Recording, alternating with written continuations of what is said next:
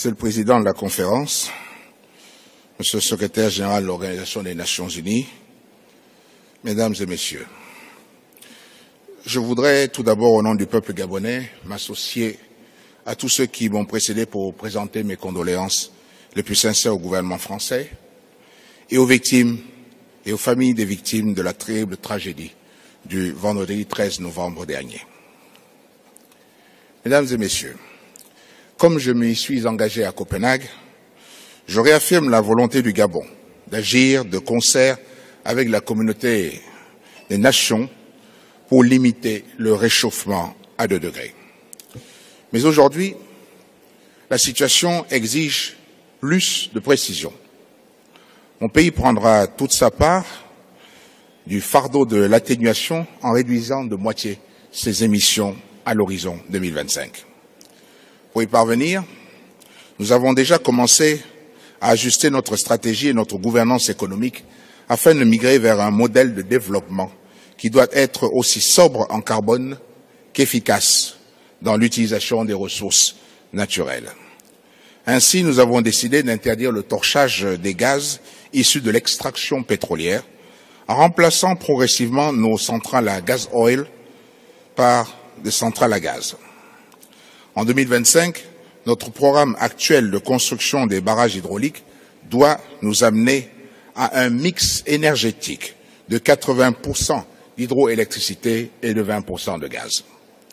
Pour maîtriser nos émissions de gaz à effet de serre, dans un pays dont le couvert forestier est de 88% et où l'agriculture n'est pas encore arrivée à maturité, nous avons décidé d'agir sur la rationalisation de l'utilisation des terres.